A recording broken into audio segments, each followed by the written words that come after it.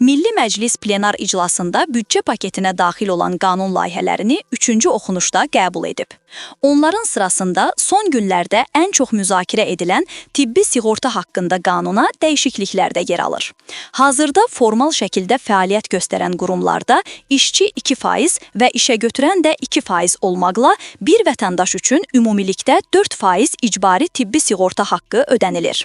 Sözügedən qanuna dəyişiklik edildikdən sonra müəyyən kateqoriyaya daxil olan şəxslər istisna olmaqla əmək potensialı olan şəxslərdə ayda minimum əmək haqqının 400 manat, 4% İHA həcmində, yəni 16 manat icbari tibbi sığorta haqqı ödənəcək.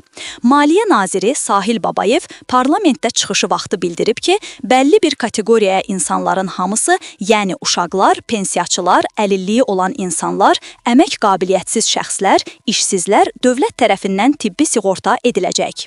Modern.az-ın məlumatına görə hüquqşünas Əkrəm Həsənov bildirib ki, sığorta haqqını işçi üçün əmək və ya mülki müqavilə əsasında onun işə götürəni, sahibkar üçün özü, qeyri-formal məşğul şəxs üçün özü, qalanları üçün dövlət ödəyəcək.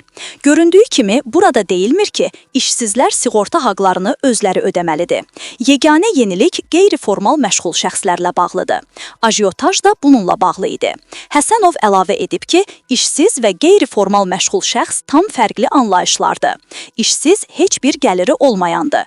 Qeyri-formal məşğul şəxs isə məşğulluq haqqında qanunun mənasına görə 1.19, 1.12, 30-32-ci maddələr vergi və başqa məcburi ödənişlərdən yayınaraq qeyri-rəsmi gəlir əldə edəndir. Yəni, qanunu pozan şəxsdir.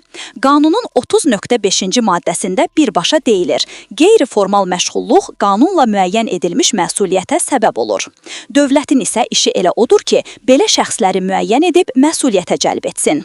Bu mənada qeyri-formal məşğul şəxsdən, yəni qeyri-legal fəaliyyətlə məşğul olan şəxsdən legal ödənişin sığorta haqqının ödənilməsini tələb etmək absurddur. Vergidən və digər məcburi ödənişlərdən ona görə yayınır ki, gəlib sığorta haqqı ödəsin. Dövlət qeyri-formal məşğulluq hallarını müəyyən etməli və ilk növbədə həmin şəxslərdən vergi tutmalı, həmçinin fəaliyyətin legallaşdırılmasını tələb etməlidir. Həmin legal fəaliyyətdən də sığorta haqqı ödənilməlidir. Qeyri-formal məşğulluq sahibkarlıqla bağlıdırsa, həmin şəxs özü ödəməlidir. Əks halda işə götürən rəsmi müqavilə bağlayıb ödəməlidir.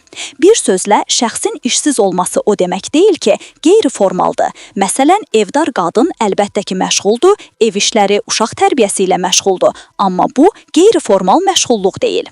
Ümumiyyətlə, qeyri-formal məşğulluq halını dövlət sübut etməlidir. Əks halda, təqsirsizlik prezumpsiyasına əsasən rəsmi gəliri olmayan hər kəs işsiz hesab olunur və dövlət onun sığorta haqqını ödəməlidir, deyə o paylaşımında bildirib. Ekspert deyib ki, qurumlar qeyri-formal məşğulluq hallarını müəyyən etməyə çalışacaq. Məsələn, şəxsin kart hesabına vəsaitin daxil olmasını qeyri-formal məşğulluq kimi qiymətləndirə bilər. Yaxud da ədəvi geri aldan istifadə edəni qeyri-formal məşğul hesab edəcək. Gəlirin yoxdursa, alış-verişini nə ilə edirsən? Əlbəttə, savadlı vətəndaş bu suallara asanlıqla cavab verə bilər. Məsələn, pulu yaxın qohumum verib, babamdan qalıb və s. deyə o qeyd edib.